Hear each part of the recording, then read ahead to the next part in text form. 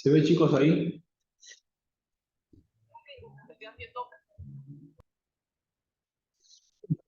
Perfecto. Muy bien. Y si cambio la diapositiva, a ver, ¿se ve ahí? ¿Que cambié la diapositiva? Ah, perfecto. Bien. Entonces voy, le doy con todo, ¿sí? Para arrancar, ¿tá? Y después, como hacemos siempre, si ustedes tienen alguna duda, me van preguntando. Bueno, vamos a ser por ahí resistente en algunas temáticas que tienen que ver con, bueno, algo que ustedes lo han visto en estos, diríamos, estos días, tiene que ver con la actividad física. Como ahora vamos a ver la parte genética, ¿sí? Vamos a ir soslayando algunos puntos desde la parte genética y en función de eso vamos a, digamos, la clase va a ser un poquito más cortita, eh, como resumiendo algunos datos. Creo que me queda pasar la clase del miércoles, tanto en YouTube como en, digamos, la clase en PDF. Así que ahora se las voy a subir a otras dos clases, más esta clase que está acá. Bueno, actividad física. Fíjense que es actividad física, para diferenciarlo del ejercicio, decimos que actividad física es todo movimiento corporal, es decir, levantarse, sentarse, caminar, eso es una actividad física, ¿sí? Que implica el físico, puede ser laboral, puede ser recreativa, y que la actividad física de por sí me genera un incremento del consumo calórico, ¿sí? O sea, me induce el consumo de calorías, me induce un consumo metabólico, o sea, un consumo de oxígeno. Eso como primera instancia.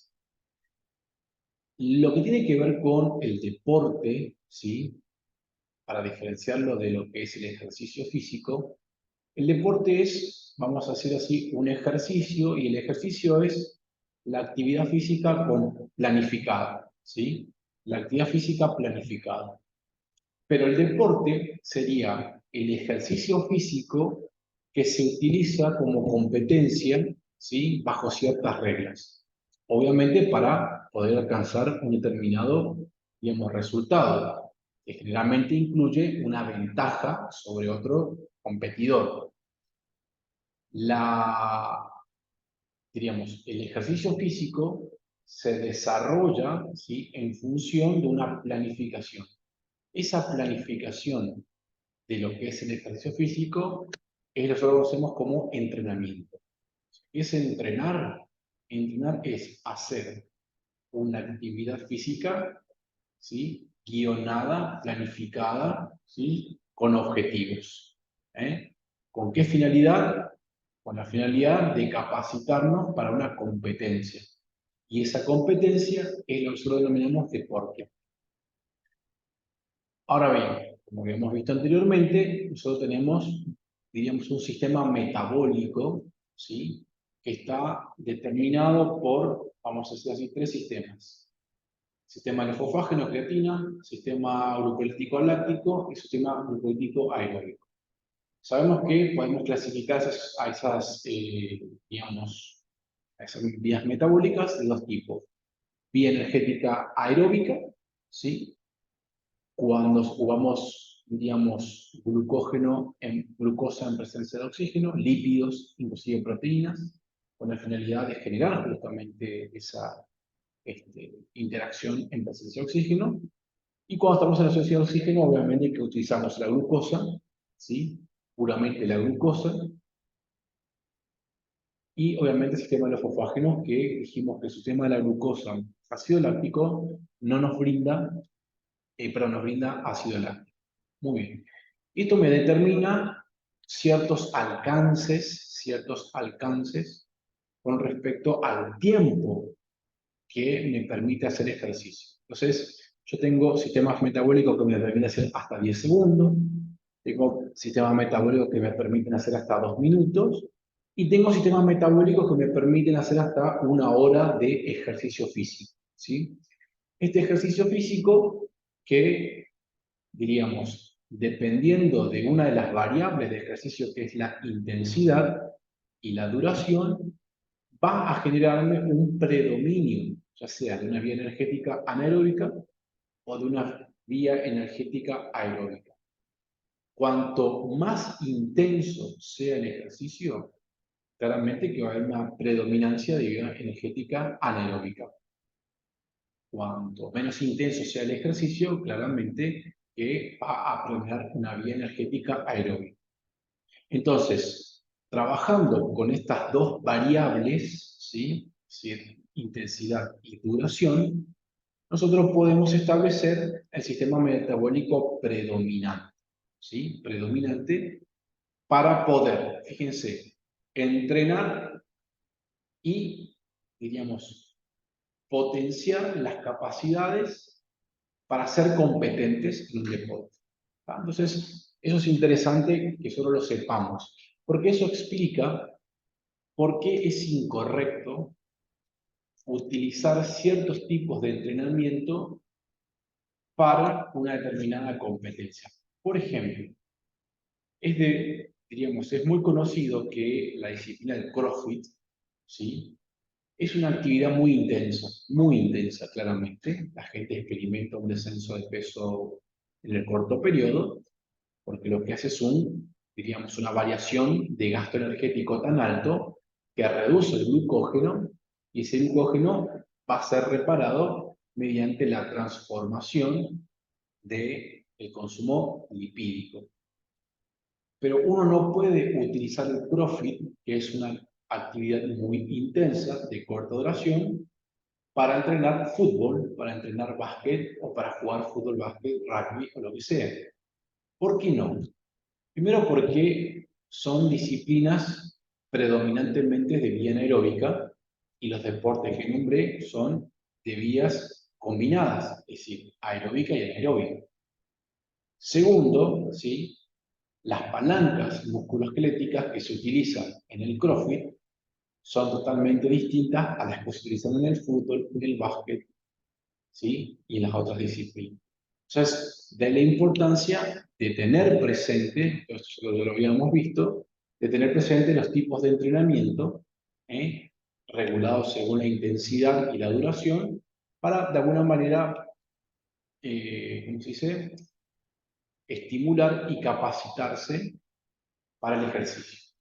Por otro lado, habíamos visto que teníamos tipos de fibras musculares. Que teníamos fibras tipo 1, ¿sí? Rojas, fibras tipo 2, blancas. Las fibras tipo 1, ¿sí? Tipo 1, rojas, es porque tienen una gran densidad capilar, una gran cantidad de mitocondria, lo que las hace, ¿sí? Fibras muy resistentes en el tiempo, o sea, en la duración. Las fibras rojas son las que permiten que nosotros elaboremos una actividad física más aeróbica, ¿sí? Es decir, con una intensidad moderada a baja, por más tiempo. Las fibras tipo blanca, al tener menor densidad capilar, también denominada tipo 2, ¿sí? Me permiten hacer una actividad más intensa, pero de corta duración. Y luego tenemos las intermedias que siempre están haciendo un soporte en las variaciones de la actividad. Claramente que existen deportes en los cuales podemos utilizar fibras tipo 1, como las carreras, ¿sí? Los maratones. Existen obviamente deportes como las carreras de velocidad de 100 metros, que ocupamos fibras tipo 2. Después existen la mayoría de los deportes que combinan, ¿sí? Una actividad, fibra tipo 1 y fibra tipo 2. Eso tenemos que tenerlo presente. Ahí tenemos obviamente las vías energéticas, que acá tenemos, ¿sí? En lo que es la abscisa, las vías energéticas, anaeróbica y aeróbica. Acá tenemos la duración en segundos y en tiempo, los ejemplos de algunos deportes y sobre todo, ¿sí? El tipo de sustrato, por ejemplo, urolisis anaeróbica, lipólisis anaeróbica, ¿sí? Que se va a utilizar de acuerdo a los ejercicios que nosotros llevemos a cabo. ¿Tá? Entonces, para ir cerrando esta cuestión, tiene que quedar en claro que las vías energéticas le disponen a cierto tipo de metabolismo, ¿sí? En presencia de oxígeno, en ausencia de oxígeno, generando en menor o mayor proporción las anaeróbicas, ácido láctico, y además, ¿sí? Tenemos fibras musculares en las cuales estas vías energéticas predominan, Y además tenemos que los deportes que se compiten, yo para poder competir un deporte necesito entrenarme. Y ese tipo de entrenamiento va a estar supeditado al tipo de actividad, ¿sí?, que se realice, es decir, al tipo de, digamos, metabolismo que tenga el deporte. Entonces, un jugador de fútbol, un jugador de rugby, ¿sí?, un jugador de equipo colectivo, handball, sexto, obviamente que va a tener un entrenamiento aeróbico, pero también va a tener un entrenamiento anaeróbico. Inclusive, dentro del mismo deporte, las diferentes posiciones, ¿sí?, las diferentes posiciones pueden tener más un predominio de un sistema energético, lo que hace que, vamos a decir en estas palabras, cada jugador en diferentes posiciones va a necesitar, ¿sí?, un entrenamiento más específico. O sea, los deportes tienen un entrenamiento específico y dentro del deporte cada uno de los, digamos, de las diferentes posiciones también me involucra un deporte. ¿Sí? Me involucra un sistema metabólico. O sea, hablamos de fibra tipo 1, tipo 2, fibras intermedias, ¿sí? Ahora bien, algo habíamos nosotros hablado la semana pasada, o tiramos algo, que hay una gran diferencia entre lo que son las respuestas fisiológicas y lo que son las adaptaciones fisiológicas. O sea, repito, una cosa es la respuesta al ejercicio, otra cosa es la adaptación al ejercicio. Entonces, cuando nosotros hacemos el ejercicio, ¿sí?, independientemente del deporte, independientemente del sistema metabólico, claramente que los componentes centrales y periféricos se van a incrementar. Es decir, va a aumentar la presión cardíaca, va a aumentar el gasto cardíaco, es decir, frecuencia cardíaca y volumen sistólico, porque, ¿sí?, necesito solventar el consumo de oxígeno de acuerdo al metabolismo a nivel muscular. Entonces, siempre que yo haga ejercicio, todo tiene que aumentar a nivel central y a nivel periférico, dependiendo obviamente del sistema metabólico predominante. Eso es una respuesta al ejercicio, ¿sí? Ahora, la adaptación es el cambio que se produce como consecuencia de las respuestas. Entonces, la persona que entrena desarrolla mayor componente de masa muscular, sea a nivel cardíaco, sea a nivel musculoesquelético distal, y eso genera que la persona, cuando no está haciendo ejercicio físico, tenga un mayor volumen sistólico, una menor frecuencia cardíaca, ¿sí?, una menor, vamos a decirlo así, un manejo ventilatorio menor. ¿Por qué? Porque es el efecto, el resultado de los cambios que se van produciendo a nivel morfológico, central y periférico, que determina una eficiencia a la hora de utilizar los sistemas metabólicos, tanto para responder como para recuperar. Entonces, eso es algo importante que tenemos que tener en cuenta, lo que es una respuesta y lo que es, por ejemplo, una adaptación. ¿Sí? Esto estamos hablando acá justamente. Todos ustedes en la diapositiva lo estoy hablando porque no tiene sentido ni leerlo ni nada, entonces ustedes después, si quieren, lo leen, no hay ningún problema. Pero todo esto que estamos hablando es los cambios que se van produciendo, ¿sí?, a nivel periférico, a nivel cardíaco, a nivel pulmonar, ¿sí? Son todos los elementos que van cambiando, a nivel circulatorio, ¿sí? Son todos los elementos que van cambiando, ¿sí? Fíjense qué importante, que nosotros tenemos fibras tipo 1, de contracción lenta, músculo rojo, rica en capilares, mitocondrias y demás, ¿sí?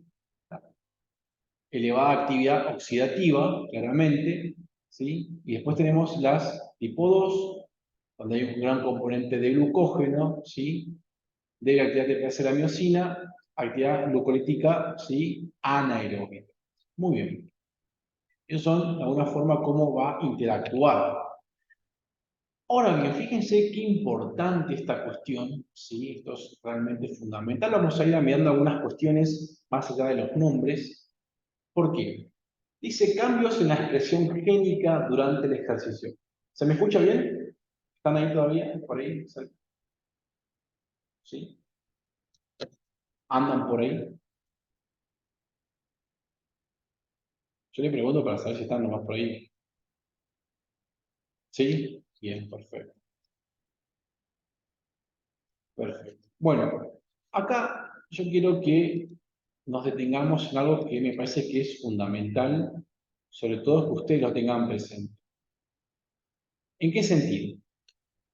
En primer lugar, de que nosotros tenemos que saber qué significa, ¿sí? O sea, qué significa lo genético, diríamos. ¿A qué hace referencia lo genético? ¿Sí? Es decir, uno tiene que pensar, ¿sí? En la génesis, vamos a decirlo de esta manera, ¿tá? En la génesis, digamos, en los aspectos genéticos, ¿qué significa? ¿Sí? O sea, ¿a qué hace referencia la parte genética? La parte genética hace claramente referencia de que nosotros tenemos un ADN y ese ADN tiene componentes, ¿sí? Hay un componente del ADN, dentro del ADN, que es capaz de sintetizar proteínas. Significa que, de alguna forma, el ejercicio físico tiene un impacto generando, ¿sí? O induciendo mayor síntesis de proteínas. Y esa síntesis de proteínas es fundamental, ¿por qué? Porque nos va a generar una performance, o sea, un cambio que va a potenciar, sobre todo, ¿sí? El ejercicio físico. O sea, por eso es, digamos, importante.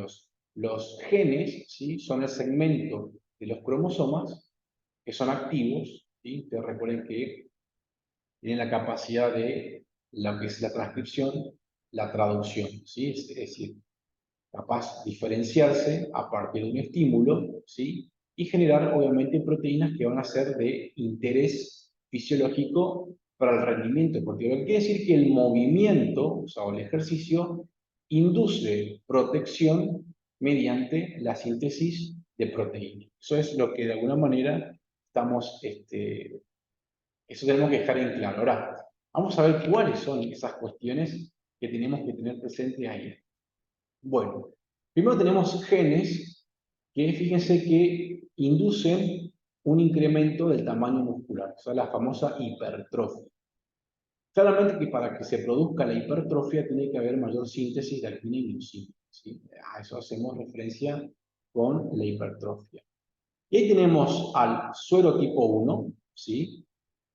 Que es, vamos a decir, el elemento que regula la activación de genes para que produzca justamente mayor producción de actina-miocina.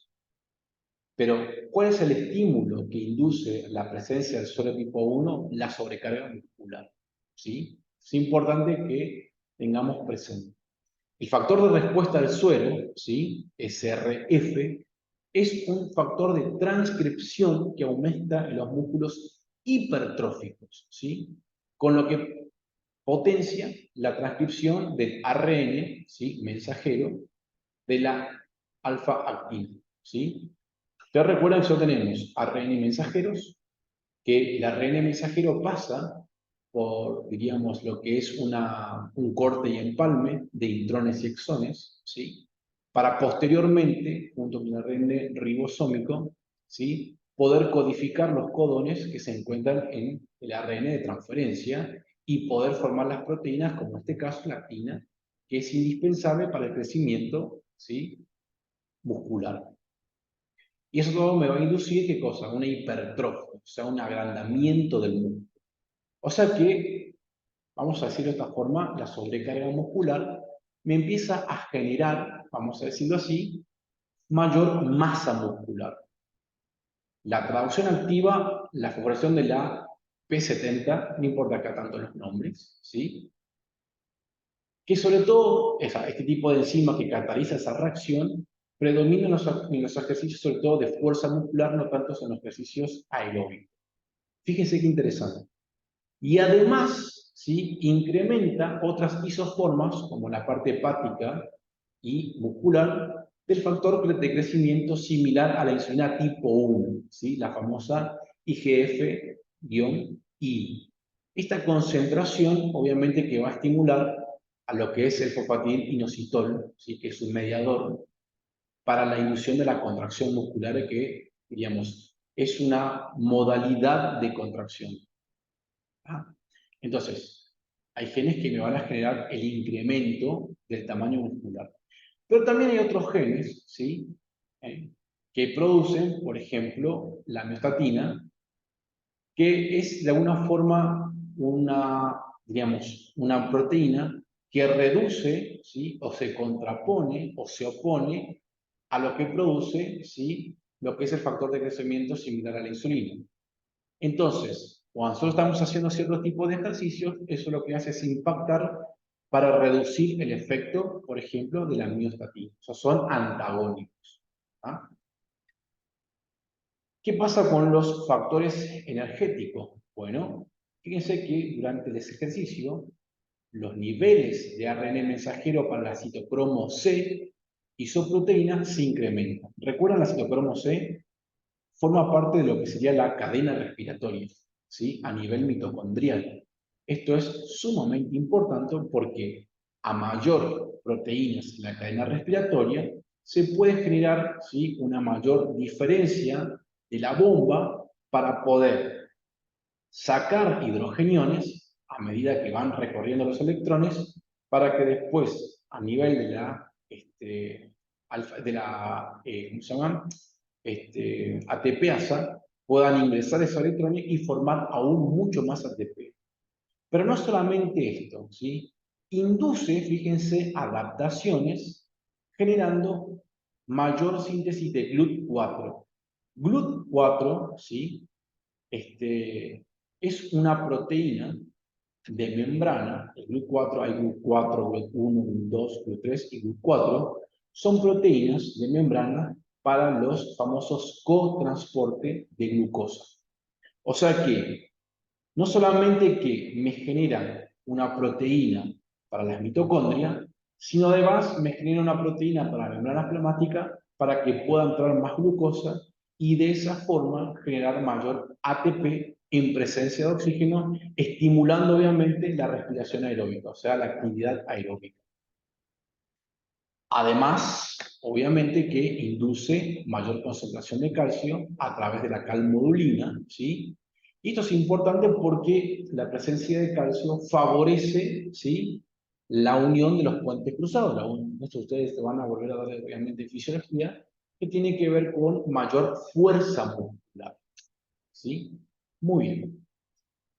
En la fase de recuperación hay otros genes en el metabolismo, como por ejemplo, ¿sí? La sinata 4 de piruvato-isospinasa, la hemooxinasa tipo 1, la lipoproteína lipasa y la carnitina. Estos elementos, por ejemplo la carnitina, es un traslocador, ¿sí? Del grupo acetil, ¿sí? Que es exclusivamente del metabolismo lipídico. La carnitina se encuentra en el espacio intermembranoso entre la membrana externa y la membrana interna de la mitocondria. Y lo que hace es transportar, ¿sí? El grupo, ¿sí? Acetil, que proviene de la beta oxidación, para que interiormente, dentro de la matriz mitocondrial, se pueda nuevamente unir y entrar al ciclo de Krebs.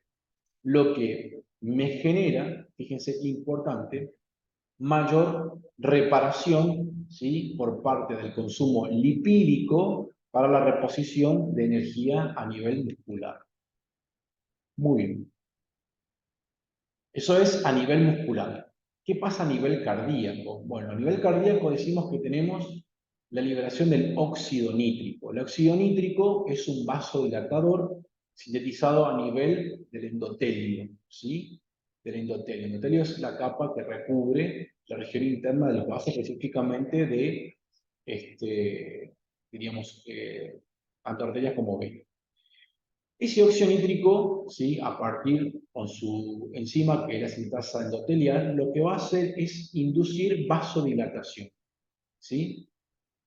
Mediante la, digamos, vasodilatación, lo que hace es, de alguna forma, reducir todos los factores que son aterogénicos, ¿sí? Como por ejemplo, la superóxido dismutasa endotelial, ¿sí?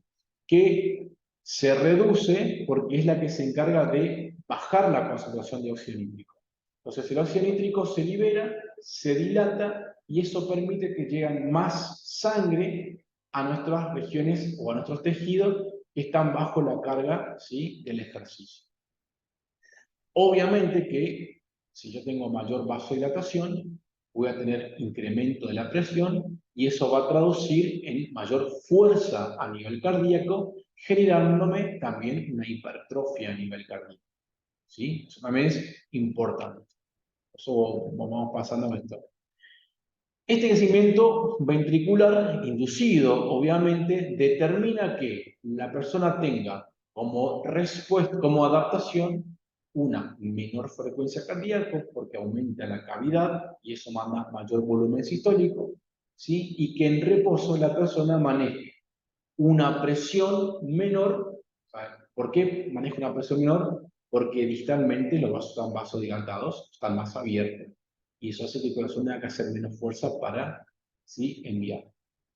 Existe otra proteína, ¿sí?, inducida genéticamente por el ejercicio, que es la calcineurina, que también ayuda, ¿sí?, justamente a la síntesis proteica a nivel miocárdico, ¿sí?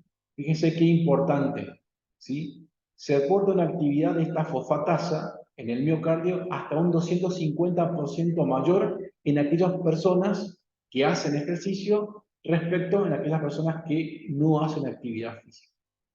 Otro de los elementos que colabora con la calcineurina es el factor de crecimiento similar a la insulina y la norepinefrina, que es una hormona de las glándulas suprarrenales. Todo eso favorece un corazón más eficiente como bomba, ¿sí?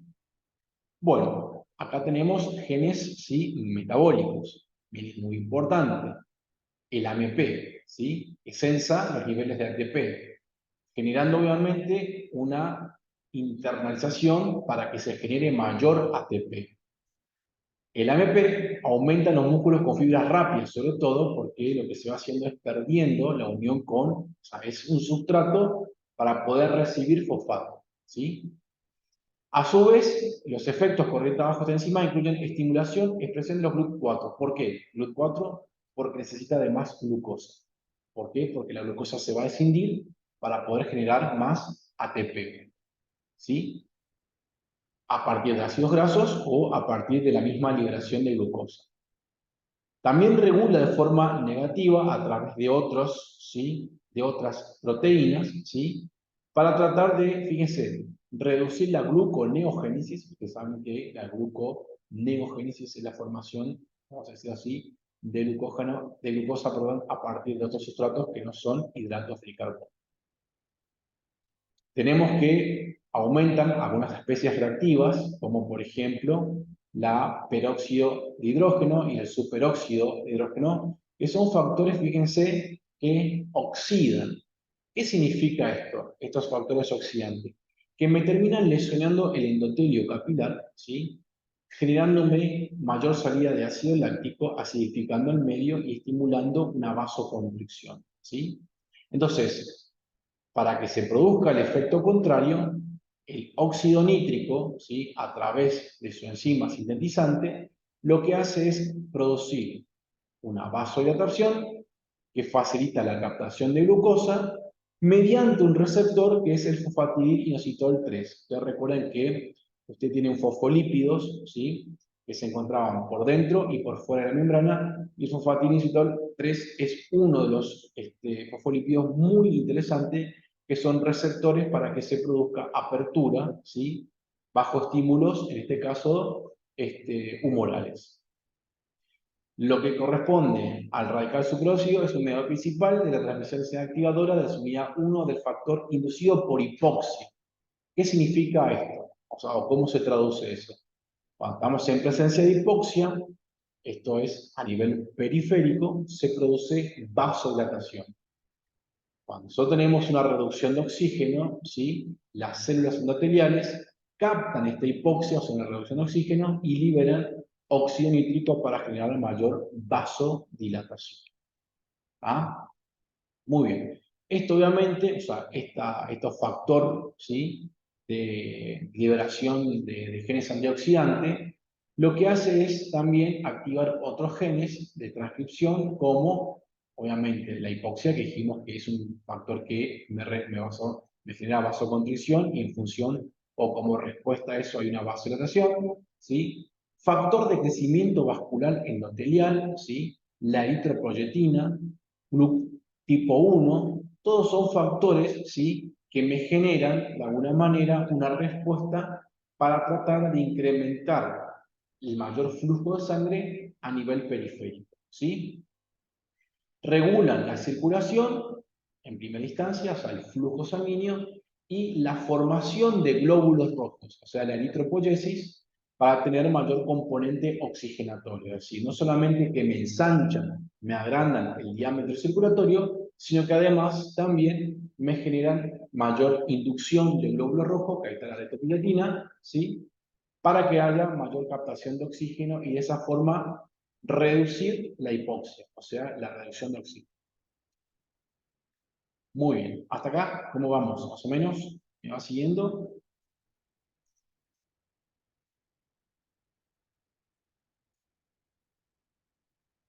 ¿Están por ahí todavía? ¿Sí? Bien. Vamos, vamos que se puede. ¿Sí? Esto explica también la importancia de que hoy por hoy hay alta tecnología para que la información genética, de alguna manera, ¿sí?, explique, digamos, la capacidad deportiva. Es decir, si realmente estamos capacitados genéticamente para el deporte que queremos practicar. O sea, todos estos conocimientos me llevan, ¿sí?, a hacer una evaluación genética y decir si estoy o no capacitado para un deporte. Claramente que hay componentes fenotípicos como la estatura, el consumo de oxígeno, el tipo de fibra muscular, ¿sí?, la, digamos, integridad de la circulación coronaria y pulmonar, el tamaño cardíaco y obviamente el tamaño de las cavidades cardíacas, o sea que cualquiera de estos factores que se vean incapaces o tengan una alteración morfológica, ¿sí?, por alteraciones genéticas, ¿sí?, o justamente por inducción contraria al ejercicio, como es el sedentarismo, impide que la persona, ¿sí?, pueda realizar cierto tipo de deporte o alcance un nivel deportivo. Pero también hay otros factores extragenéticos como la motivación, la nutrición, ¿sí?, los lugares donde nacimos, geográficamente, la familia, que todo eso me va a influir hasta un 70% realmente del deporte. O sea que, como decía un colega, ¿sí?, hay gente que nace para pito y no para corneta, ¿sí? Eso genéticamente está.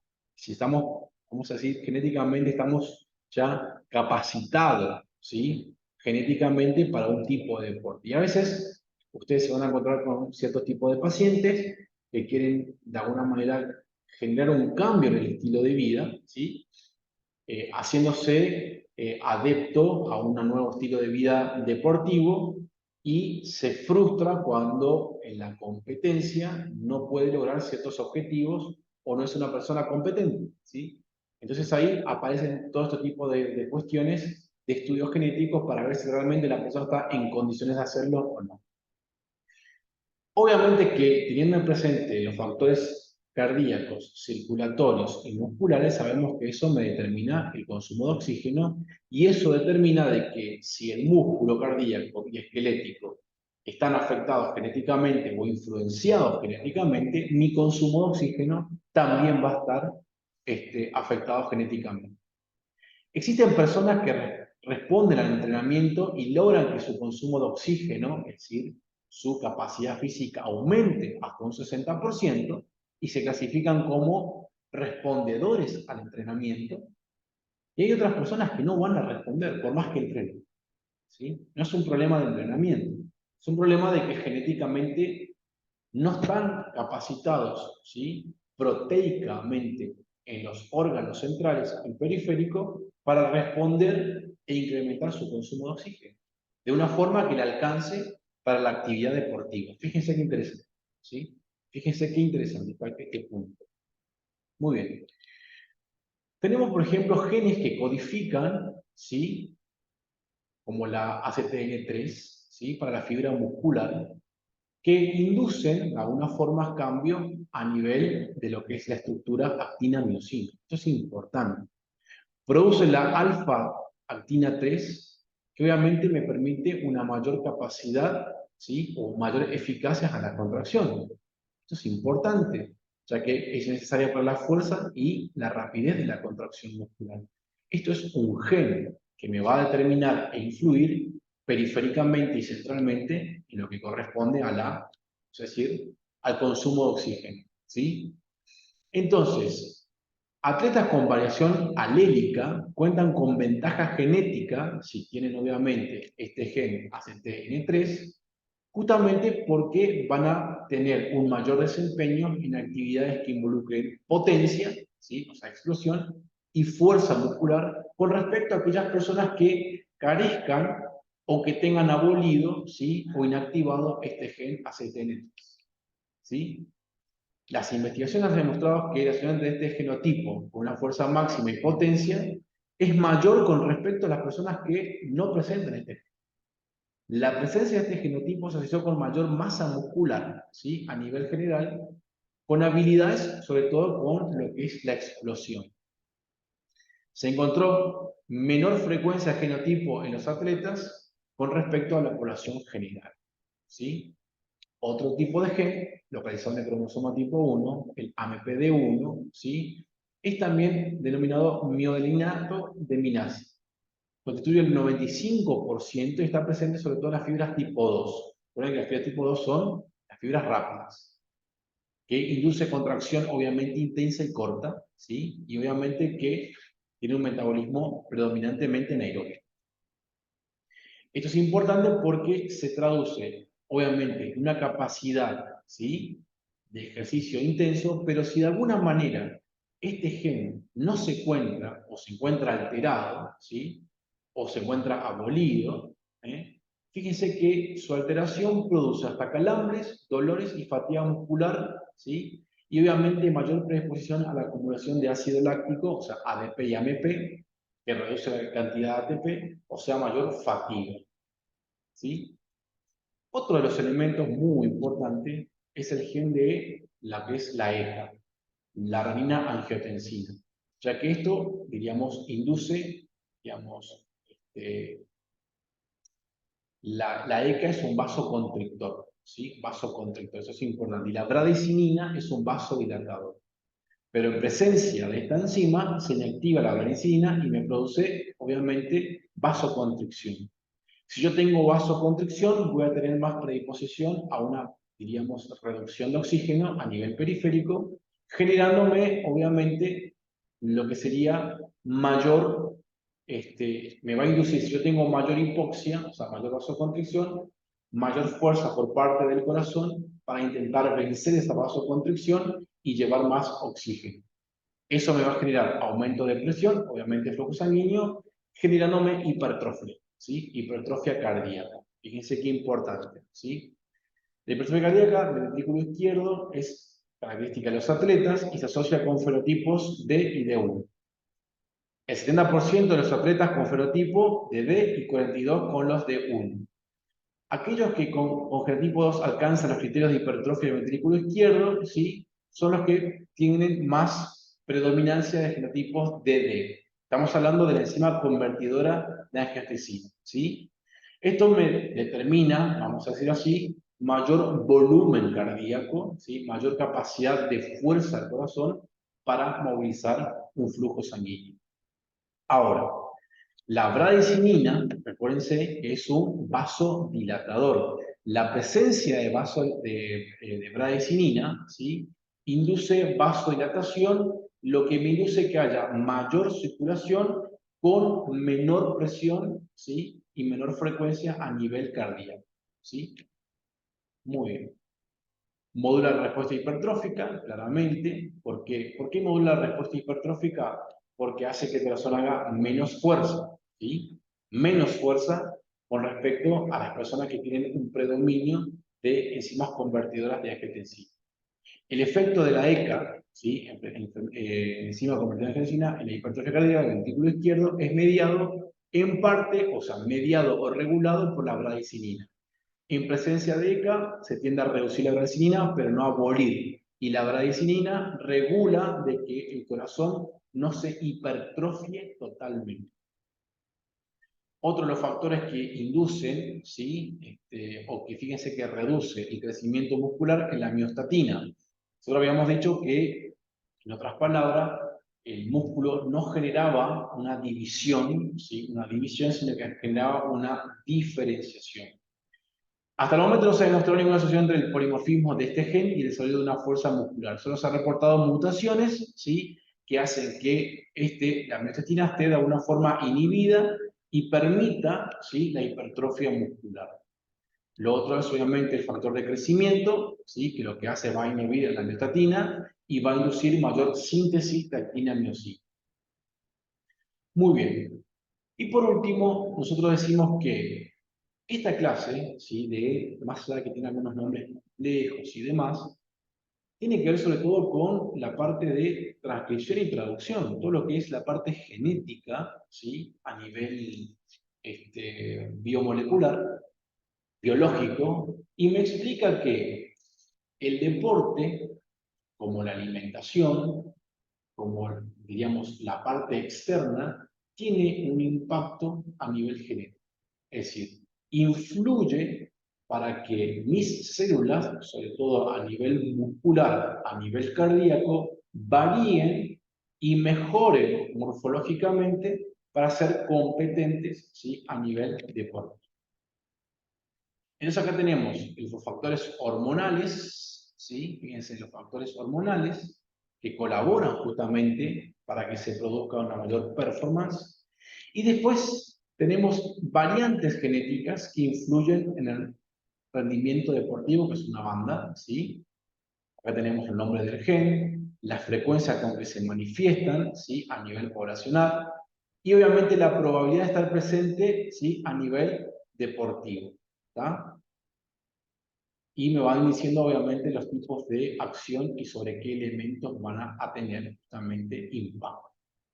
Que generalmente va a ser de tres tipos: muscular, ¿sí?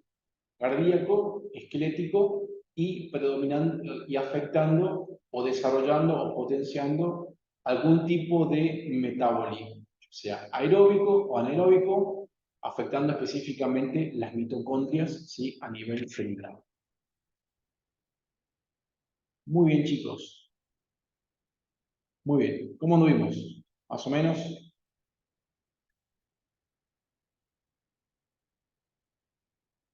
Más o menos. Bueno.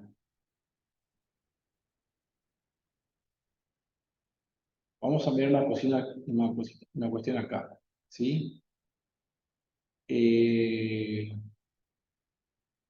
bueno, hay que dejar en claro unas cuestiones. Deuda de oxígeno. Ustedes recuerden que la deuda de oxígeno, diríamos, coloco acá porque vi que hay unas preguntitas como deuda de oxígeno. ¿Qué es la deuda de oxígeno?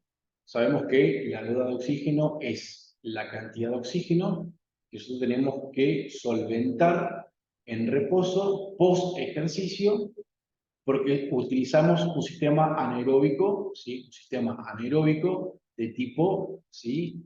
Ya sea láctico o aláctico. Conectando cables, está perfecto, muy bien. Recién lo puedo leer porque estaba viendo por una pantalla. Eh, Recuerden que este déficit de oxígeno se va recuperando. Recuerden que eso teníamos una recuperación de acuerdo al tipo de dieta y que el glucógeno era fundamental. O sea, una dieta, las personas que tenían dieta rica en hidrato de carbono recuperaban, ¿sí? El glucógeno en 48 horas aproximadamente. O sea que depende mucho el tipo de dieta, cómo se va recuperando el sustrato para poder reponer los sistemas metabólicos, ¿sí? Y los cambios metabólicos dependen del entrenamiento. Obviamente que una persona que tenga un entrenamiento de larga duración y corta intensidad va a generar mayor utilización de fibras tipo 1, ¿sí? Generando mayor activación de enzimas, ¿sí? relacionadas con el ciclo de Krebs, contrariamente a las personas que hacen una interacción más intensa y de corta duración, que va a perfeccionar más, por ejemplo, a la lactato deshidrogenasa como punto metabólico particular.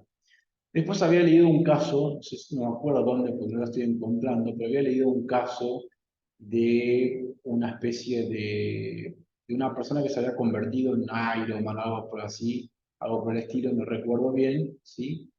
Y que hacía triatlón, natación, ciclismo, ¿tá? Y una de las preguntas que era, ¿qué dieta se le recomendaría, ¿sí?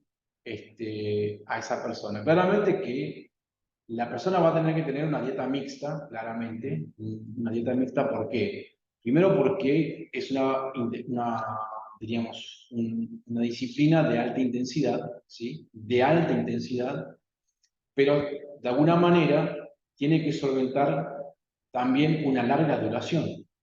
Entonces, una dieta que solvente hidrocarbonada, ¿sí? Lo que se llama una sobrecarga de glucógeno, y también rica en grasas, de ahí la importancia que le va a permitir a la persona que se transforma en Ironman, ¿sí? En solventar las altas intensidades de corta duración, la reposición, ¿sí? En el menor tiempo posible de ese tipo de sustrato metabólico y permitir la combinación de ciertos de ciclismo, natación y trote, ¿sí? O maratón, lo que fuere, ¿sí? En el tiempo.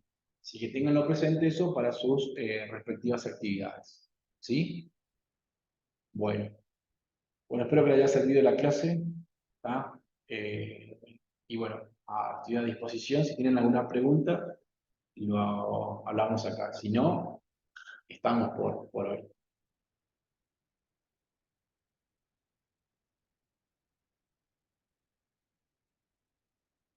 Bien. Bueno, quedo a disposición de ustedes, ya saben, para cualquier tipo de consulta, cuando tengan que. Sí, eso recién lo pude, recién intenté verla y no, así que la voy a tratar de subir de vuelta, ¿sí? Voy a subir tanto, ahora voy a tratar de subir los PDFs, esta clase, el PDF de esta clase y la clase del miércoles la voy a volver a subir, ¿sí?